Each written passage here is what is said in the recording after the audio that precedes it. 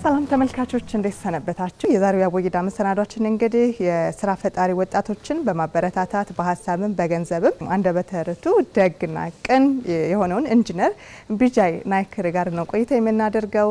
በቆይታችን የተለያዩ ጉዳዮችን እናነሳለን። አብራችሁን ቆዩ።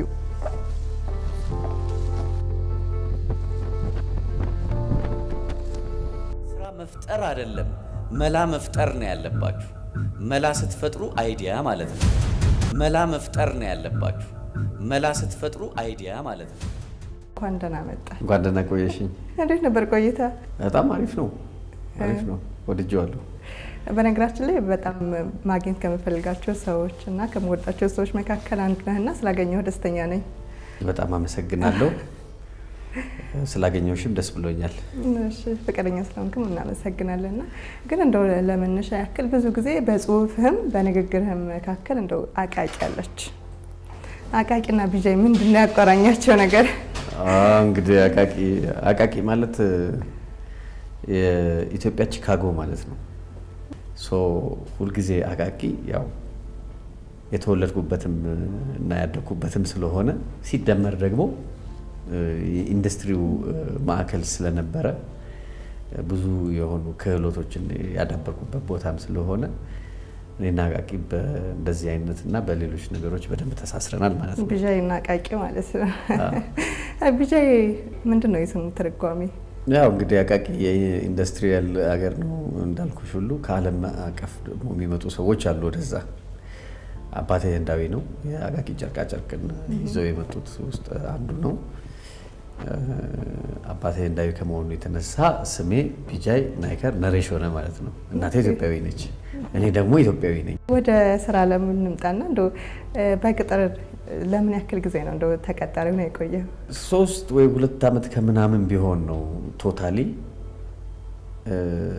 ግን አንድ ቦታ ላይ ማክሲመም 7 ወር አንዳንድ 11 ወር እለዋለሁ፣ ግን 7 ወር ነው በደንብ ተረጋግጬ 7 ወር ሚኒመም ደግሞ 4 ሰዓት ነው የሰራሁት።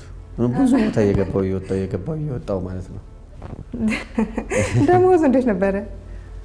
የምገባባቸው ቦታ ወር ካልሞላ በስተቀር ደሞዝ ተቀብዬ አላውቅም። ምክንያቱም ዝም ብዬ ስለምወጣ ማለት ነው። ለመውጣት ልብ የሰጠህ ምንድን ነው ስራ ለመልቀቅ? አይ ቲንክ ባህሪ መሰለኝ ያለኝ ባህሪ አንድ ቦታ ላይ በደንብ ረግቶ የመቀመጥ እንትን የለኝም። ያንን አካባቢ በደንብ ከተረዳሁትና ካወቅኩት ሌላ አዲስ ነገር ለመረዳት ስለምፈልግ ያንን ነገር ጥዬው እሄዳለሁ። ያ ይመስለኛል። ወደ ስራ ፈጠራ ውስጥ እንዴት ነበር የገባኸው? እንግዲህ ወደ ስራ ፈጠራ መጨረሻ እሱ ነው እንግዲህ ያው አንዳንድ ሪስፖንሲቢሊቲዎች ነበሩብኝና ያ ሪስፖንሲቢሊቲ ትንሽ በልጅነቴ በወጣትነቴ ስለነበረ ያንን መሸከም አልቻልኩም እና ያን ሪስፖንሲቢሊቲ ከላይ ላይ ከተነሳ በኋላ የራሴ ስራ ትፈልጋለሁ ብዬ ነው ኖርማሊ የወጣሁት። በፕላን ባላደርገውም ስራ የመስራት ፍላጎት ስለነበረኝ ኤሌክትሮሜካኒካል ስራ ለመስራት ነው ወጥቼ ስራ መስራት የጀመርኩት። ግሮዝ ላይ ስንሄድ ምንድነው ግን እንደዚህ ስቲክ ያደረገኝ ሲል ሳስበው ኢንጆይ የማደርገው ስራ ነው ኢንጂነሪንግ። በጣም የምትወዱት ስራ ነው ብዙ ጊዜ ኢንጆይ የምታደርጉት። ስለዚህ ኢንጆይ የማደርገው ስራ ነው። ከድሮ ጀምሬ አሁን ወደ ህልሜ መምጣት ጀመሩ። ድሪማችን ቴል ዘ ትሩዝ እንደ ካምፓኒ የኮሚኒኬሽን ሳተላይት ማምጠቅ ነው። ዳት ኢዝ ማይ ድሪም። የስራ ሀሳብ አለ፣ ገንዘብ የለኝም፣ ገንዘብ አለኝ ግን ምን ልስራ የሚሉ ሰዎች አሉና ከስራ ፍላጎትና ከገንዘብ የቱ ነው መቅደም ያለበት? የስራ ፍላጎት ነው እንጂ በሀሳብ ነው መቅደም ያለበት። ምልሽ ሀሳብ የሌለው ግን ገንዘብ ቢኖረው ምን ያደርገዋል? መጣበት እንጂ አመጣው አይባልም። ገንዘብ ላይሽ ላይ ከመጣ ደግሞ አስቸጋሪ ነው። ብዙ ነገር ሳታቅጂ የምታደርጊያቸው ነገር እንዳጋጣሚ አንዳንዱ አጥፊ ሊሆን ይችላል ማለት ነው። ከስራ ገንዘብ ይልቅ ሀሳብ፣ የስራ ሀሳብ ይቀድማል። ሰዎች ሀሳብ የሚጸንሱት ጭንቅላታቸው ውስጥ ነው። አእምሮ የሀሳብ መጸነሻ ቦታ ነው። ሀሳብ ሰው ነው። ያለ አእምሮ ሀሳብ ሊኖር አይችልም። ሀሳቡ ሞተ ማለት እንደው ዝም ብሎ ይበላል ይተነፍሳል እንጂ ሰው የለም ማለት ነው። ሀሳብ የሌለው ሰው የለም ማለት ነው። ሰው ምን ጊዜም ለሆነ ነገር ሀሳብ ያስፈልጋል። ስራ ለመስራት ሀሳብ ያስፈልጋል። ስለዚህ ያ ሀሳብ ነው ወደ ሀብት ወደ ገንዘብ የሚለወጠው ማለት ነው። አንድን ኩንታል ተሸክሞ መቆም ስራ አይደለም። አንድን ኩንታል ተሸክሞ ግን ከአንድ ቦታ ወደ አንድ ቦታ ማሸጋገር ስራ ይባላል። ፊዚክሱ ፎርስ ታይምስ ዲስፕሌስመንት ማለት ነው። ፓራሌል ሲሆን ዲስፕሌስመንቱ ከመላው ቀጥሎ ስራ ነው የሚሰራው። ስራው የሰራው ስራ እንደው ዝም ብሎ የሚሰራው ሳይሆን ሀብት የሚፈጥር ደግሞ መሆን አለበት ማለት ነው። የዛሬ ዓመት 1 ሚሊዮን ብር አለሽ፣ በስራሽ ደግሞ የሚመጣው ዓመት 10 ሚሊዮን አደርገዋለሁ የሚል እቅድ ያለው ክህሎት የታጀበ ስራ ስትሰሪ ሀብት ትፈጥሪያለሽ ማለት ነው። ከሀብት ቀጥሎ ሀብት መጣሽ፣ ሁሉ ነገር ከመጣ በኋላ ምን ታደርጊበታለሽ ነው። ሀብት እንዳያስታብሽ፣ ወደ መጥፎ ነገር እንዳይወስድሽ ጸጋ ደግሞ ያስፈልጋል። ሀብትን መቆጣጠር የምትችው ሀብትን ማኔጅ ማድረግ የምትችው በጸጋ ነው ማለት ነው። ስለዚህ ይህን ሁሉ ስታዩ ካለ ሀሳብ እንዴት ይሆናል? ብዙዎቻችን አሁን የስራ ፈጠራ ላይ ፍርሃት አለብን እና እንዴት ነው ይህን ፍርሃትስ ማስወገድ የምንችለው? ይህን ብጀምር ብከስርስ የሚል ሀሳብ አለ በውስጣችን። እንዴት ነው እሱን ፍርሃት መቅረፍ የምንችለው ትላለህ? አዎ እንግዲህ አሁን ምን አለ መሰለሽ፣ አንድ ወጣት ሀሳብ ውስጡ ከጸነሰ በኋላ ያንን ሀሳቡን ለመተግበር ሲፈልግ ምን ይፈልጋል? ተነሳሽነት ከውስጡ፣ አመለካከት፣ የሚሄድበት አቅጣጫ፣ ክህሎት እና አቅርቦትና ግብዓት ያስፈልገዋል። ፋይናንስ፣ አክሰስ ቱ ፋይናንስ ሊሆን ይችላል። የተለያዩ ነገሮች ያስፈልጉታል። ይህንን አይነት ሀሳብ የመጣለት ሰው ይህንን ነገር ለማምጣት ሲነሳ፣ ሀሳቡን ጸንሶ አርግዞ ሲወልድ ሲነሳ 2-3 ተግዳሮቶች ፊት ለፊቱ ይመጣሉ። አንደኛው ፍራቻ ነው። ፍራቻ ያለፉ ታሪኮቹ ግርድ ነው።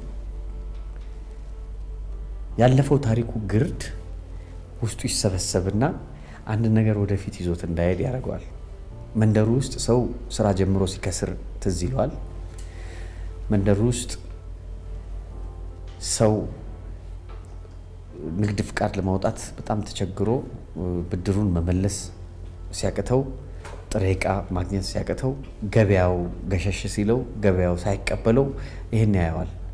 እነዚህ ነገሮች ወደ ራሱ ኢንተርናላይዝ ያደርግና ስራን ከመጀመር ይልቅ ሊፈራባቸው ይጀምራል ማለት ነው። እነዚህ ነገሮች ፓስት ታሪክ ላይ ያያቸው ምርት ሳይሆኑ ግርዶች ናቸው ውስጡ የተጠራቀሙት። ስለዚህ ፍራቻ አንዱ ነው ማለት ነው። ሁለተኛው ንዴት ያው እንደ እሳተ ገሞራ በይው፣ ወደ ላይ ይመጣል፣ አፍ ላይ ይደርሳል፣ ይመለሳል። ነገር ግን ንዴት የራስን አቅም እንዳታወጪ የሚያስችልበት ሁኔታ ከአፉ ከገደቡ ሲያልፍ ነው። ከአፉ ከገደቡ ካለፈ ቮልካኖ ወይም ደግሞ እሳተ ገሞራ ፊኒሽ አለቀ አይደለ? ነገሩ ሁሉ ይሄ ነው። ስለዚህ አንዳንድ ወጣቶች ንዴት፣ በራሳቸው ቁጭት፣ በቃ እኔ ከሌ ወጣ እኔ እንትን ሳልል ምናምን እያለ በራሱም በአካባቢው በምኑም መናደድ ሲጀምር ውስጡ ያለውን አቅም ማውጣት ስለማይችል ሀሳቡ መተግበር አይችልም ማለት ነው። ስለዚህ ንዴት። ሶስተኛው ሀዘን ነው። በራሱ ያዝናል፣ በማህበረሰቡ ያዝናል፣ በገበያው ያዝናል፣ በሁሉ ነገር ይቆዝማል። እኔ ከዚህ በኋላ ተስፋ የለኝም፣ እኔ ከዚህ በኋላ ምኖር ሰው አይደለሁም፣ ይኸው በቃ ምንም የለኝም፣ ደሃ ነኝ ምናምን እያለ ያዝናል። ሀዘን ማለት ትልቅ ገነት ውስጥ ቁጭ ብለሽ ፊት ለፊት ላይ ያለ አጸድ ወይ አበባዎች ማየት ተትቶ ፊት ለፊት ላይ በመጋረጃ ስትጋረጂ ማለት ነው። መጋረጃ መግለጽ ይፈልጋል ያንን ለማየት አይደለ? ሀሳብሽን ወደ ስራ ለመተግበር ሀዘንን ማስወገድ ያስፈልጋል ማለት ነው። ስለዚህ ሀሳብን እንዳትገልጪ የሚያደርጉሽ 3ቱ ነገሮች ሀዘን፣ ንዴትና ፍርሃት ናቸው ማለት ነው። እነዚህ ተፈጥሯዊ ናቸው። ሁሉም ተፈጥሯዊ ነው። ነገር ግን the safest flight from አዲስ to London is not to fly። ሴፉ ላለመክሰር አለመስራት ነው። ገብቶሻል?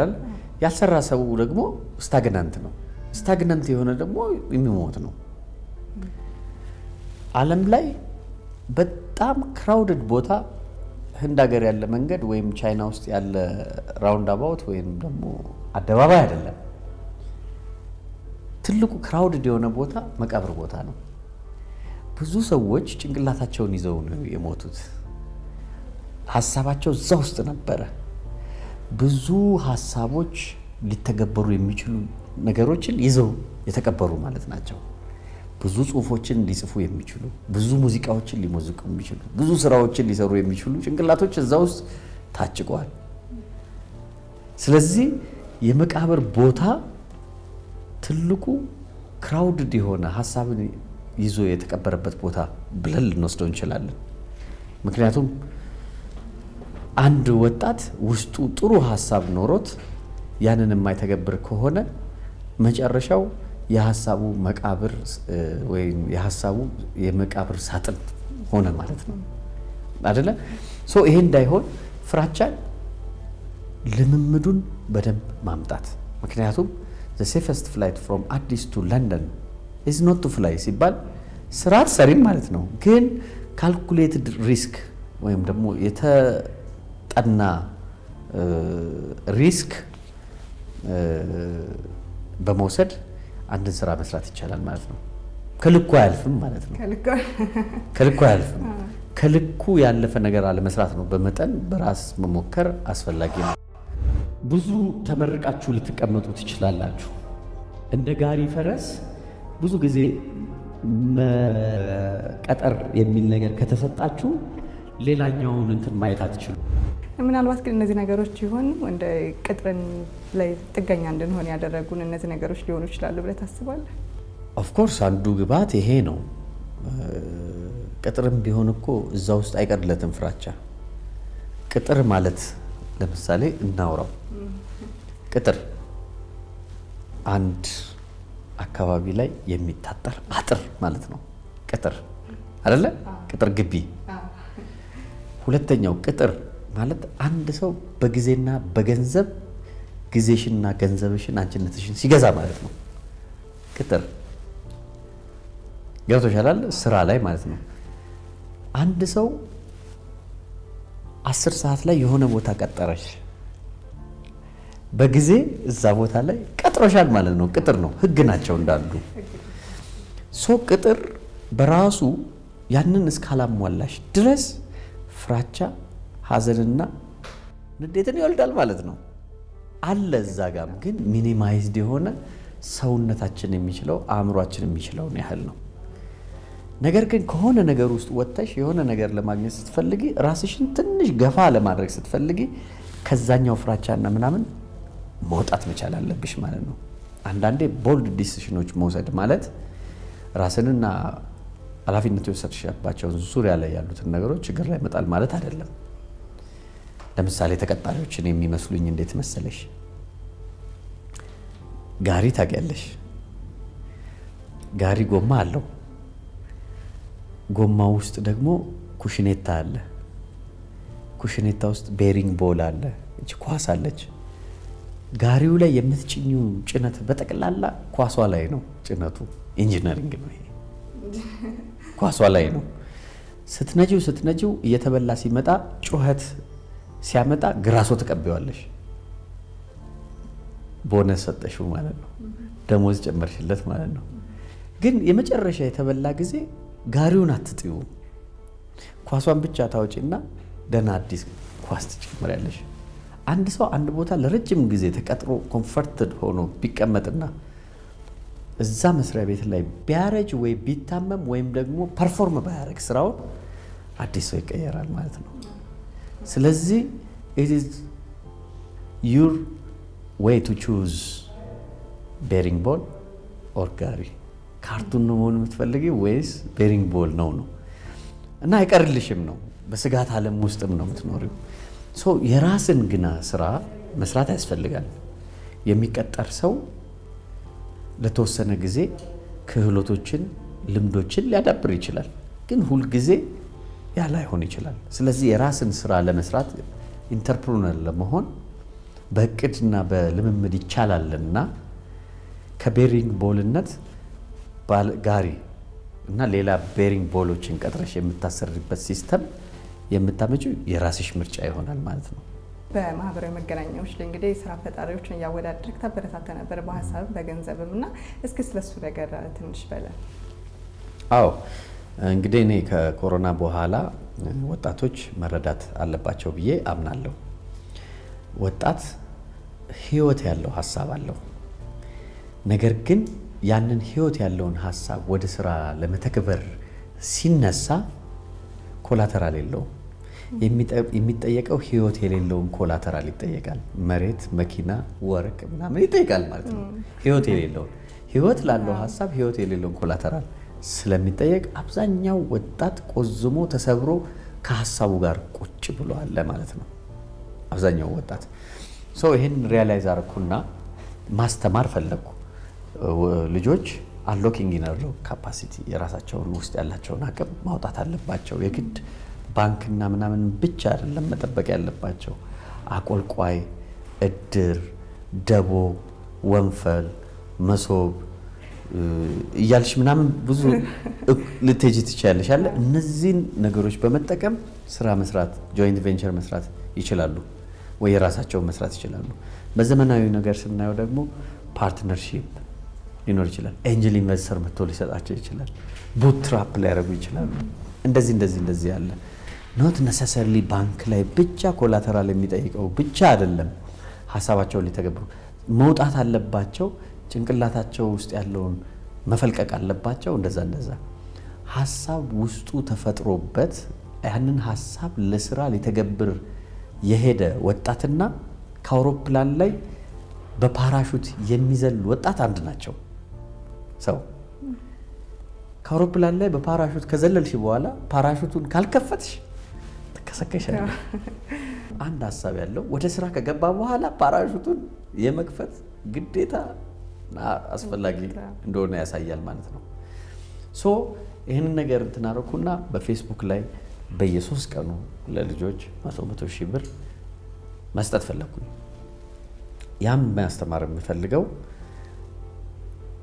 ክላሪቲ ኦፍ ቶትን አንድ ልጅ ውስጡ ሀሳብ ከገባበት በኋላ በ64 ቃላት በ32 ቃላት ራሱን መግለጽ ይችላል ወይ ነው።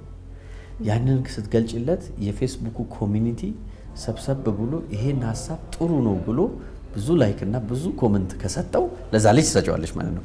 ያ ነው ማርኬት ማለት መፈተሻ ነው። ሶስተኛው እነዚህ ወጣቶች እዛ ጋር የሚጻፉ ጽሁፎችንና ሀሳቦችን በማየት ውስጣቸው ያለውን አቅም ሊያዩት ይችላሉ። አሃ በ100 ሺህ ብር የሚሰራል እንዴ ምናምን በሚሊዮን እኮ አይሰራም ያልኩት ምናምን ብሎ ብዙ ነገር ሊማር ይችላል።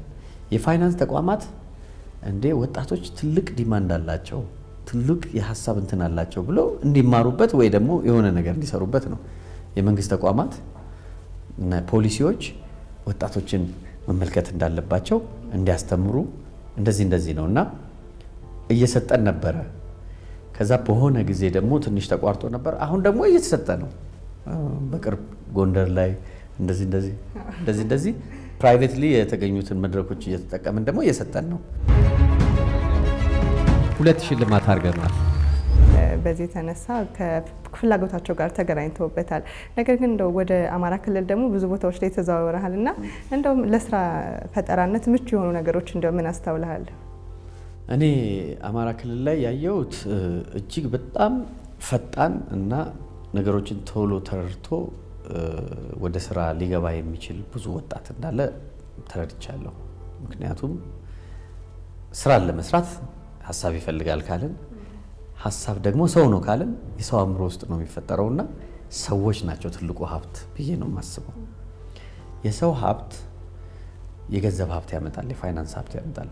የሰው ሀብት የደረጀ ወይም ደግሞ በጣም በክህሎት የዳበረ የሰው ሀብት ሶሻል ዌልዝ ያመጣል፣ ማህበራዊ ሀብት፣ የጊዜ ሀብት፣ የጤና ሀብት እንደዚህ እያለን የምንዘረዝራቸውን ሀብት ያመጣል። ስለዚህ ትልቁ በክልሉ ላይ ያየሁት የሰው ሀብት ነው። ብዙ የኤዥያን ሀገሮች ስታያቸው ዘይት የላቸው ምን የላቸው በሰው ሀብታቸው ብቻ የዓለምን ኢኮኖሚ እየተቆጣጠሩ ያሉ አሉ፣ ታያቸዋለሽ በስራ። ስለዚህ ወደ ጎንደር፣ ወደ ወሎ፣ ወደ ሸዋ፣ ወደ ጎጃም ምናምን በተጓሽባቸው ጊዜ ሁሉ እጅግ በጣም ሊሰሩ የሚችሉ በሰው ሀብት ሊጎለብቱ የሚችሉ በሰዎች ጥረት ወደ ሀብት ሊቀየሩ የሚችሉ ብዙ ደግሞ ሪሶርሶች አሉት። የውሃ ሪሶርስ አለ፣ የማዕድን ሪሶርስ አለ፣ የግብርና ውጤቶች ሪሶርስ አለ፣ የጫካና የእንጨት ሪሶርስ አለ። የተለያዩ ብዙ አይነት ሪሶርሶች አሉ ይህን ለመስራት የሚያስችሉ ማለት ነው። ከዚህ ሁሉ ያየሁት ግን ብዙ ወጣት አለ። ያ ብዙ ወጣት ቶሎ ተነቃናቂና ወደ ስራ ቶሎ የሚሰለፍ መሆኑን አግኝቼዋለሁ። እነዚህ ነገሮች እንግዲህ በደንብ እየተጠቀምንባቸው ነው ብለህ ታስባለህ? ኦሪንቴሽን ይፈልጋል። አሁን ንቃተ ህሊና ይፈልጋል። ወጣቶች ይሄ መስራት የሚችለው ኃይል ንቁ መሆን አለበት፣ መንቃት መቻል አለበት። መጀመሪያ መንቃት፣ ሀብቶችን ወደ ሀብት እነዚህ የተፈጥሮ ሀብቶችን ግርድፍ ሀብቶችን ወደ መጠቀሚያ ሀብት መለወጥ አለበት እና ይሄኛውን ነገር ስናየው ገና ብዙ አልተሰራም። ስለዚህ ምን ያስፈልጋል ብዬ አስባለሁ? አብዛኛው ሰው ውስጡ ያለውን ሀብት ለመጠቀም ራሱን አንሎክ ማድረግ አለበት፣ ራሱን መፍታት አለበት። ውስጡ ያለውን አቅም፣ ውስጡ ያለውን አቢሊቲ መክፈት አለበት። ያንን ከከፈተ ሌላው ቀላል ነው ማለት ነው። ሁለተኛው መደራጀት አለበት። ንግድ ያለ መደራጀት አይሆንም። ጥሩ ኮሚኒኬሽን ያስፈልጋል፣ ጥሩ ኔትወርክ ያስፈልጋል፣ ከሚመስለው ሰው ጋር መጣመድ አለበት፣ ጥሩ ደግሞ ሪሌሽንሺፕ ያስፈልጋል። ስለዚህ ይሄ ወጣት ከንቃት ቀጥሎ መደራጀት ነው ያለበት ማለት ነው። ከዛ ሶስተኛው መስራት አለበት ማለት ነው። አሁን ሳይ ብዙ ወጣቶች ራሳቸውን አስረው የተቀመጡት ከምረቃም በኋላ ያለ ከምረቃም በፊት ቤት ውስጥ የኔን ችግር የሚፈታው ሌላ አካል ነው ብሎ ማሰባቸው ነው። ሌላ አካል ሊፈታላቸው አይችልም። ወጣቶች የራሳቸውን ችግር ሊፈቱ የሚችሉት ራሳቸው ናቸው። ስለዚህ ይሄ ንቃተ ህሊና ይፈልጋል፣ መደራጀት ይፈልጋል፣ ከዛ ለስራ መነሳት ያስፈልጋል ማለት ነው። ያሉትን እንትኖች ሪሶርሶች አይቻቸዋለሁ። እንትን አለ ለምሳሌ ጣናኒው ጣና ባዶውን ነው አሁን ያለው። እዚህ ዙሪያ ላይ ያለው ቢች ዳር መገንባት፣ ከዛ በኋላ ተንሳፋፊ ባህር ላይ የሚንሳፈፍ ሬስቶራንት አስበሽ ታውቂያለሽ? ተንሳፋፊ የሚሄድ በቃ እዛ ውስጥ እንትን የሚያደርግ እንደዚህ የአሳ ሀብት እንትን ማድረግ የቱሪዝም እዚህ አካባቢ ያንን ነገር ማቀላጠፍና እንደዚህ ይፈልጋል። ሁለተኛ ማዕድንና የተለያዩ ነገሮች አሁን በደጀን በኩል ስትመጪ ያለውን የማዕድን እነዚህ ነገሮች ወደ ስራ ሊለውጥ የሚችል እንቅስቃሴ ይፈልጋል። መንቃት፣ መደራጀት ይፈልጋል። እንደው ፖሊሲ ያለ አሰራ ቢላቸው ታግለው ፖሊሲውን ለነሱ እንዲመች ለስራ እንዲመች አድርገው እንዲተገበር እንዲጠቅማቸው ማድረግ ይችላሉ። ይህን በጠቅላላ ነው የምታየው። የአዝርት አለ የአግሪካልቸር ፕሮዳክትስ ምናምን በዚህ ጋር ስታያቸው ብዙ አሉ። በዚህ ጋር ስትሄጂ በዚህ በጎንደር ወደ ጎንደር እንትን ስታደርጊ የሽንኩርት የቲማቲሙ ምኑ ብዙ ይመረታል እና አንዳንዴ እየተደፋ አይደል እንደሚሄደው ያንን አድርቆ ወደ ፓውደር ቀይሮ ለዓለም ገበያ ለሀገሪቱ ገበያ ማቅረብ እልሽ እንቅስቃሴ ይፈልጋል ማለት ነው። ወጣቶች የራሳቸውን ችግር የራሳቸውን የሀሳብ የመፈጸሚያ ስራ ለመስራት ከሌላ አካል መጠበቅ አለባቸው ብዬ አላምንም ማለት ነው። ራሳቸው በራሳቸው ያንን በጥረት ማምጣት አለባቸው የሚል ሀሳብ አለኝ። ኦልዌይስ ቢዝነሳችሁ ላይ ካልታገላችሁ አይመጣም። ምክንያቱም የኛ ኢንቫይሮንመንት አይመችም። እነዚህ አሁን ሀሳቦችም በተለያዩ መድረኮች የምትናገራቸው እንዲሁም ደግሞ ትምህርት የምትሰጣቸውን ነገር እንደው በመጽሐፍ ለማሳተም እቅድ አለ? ብዙ የኢንተርናሽናል የሆኑ አርቲክሎች አሳትሜያለሁ። ጎግል ላይ በእኔ ስም ኢንተርናሽናል ፐብሊኬሽኖችን ብትፈልጊ ታገኛቸዋለሽ። ግን ሁሉም ሳይንስ ናቸው፣ ስለ ኢንተርፕረነርሺፕ ነው።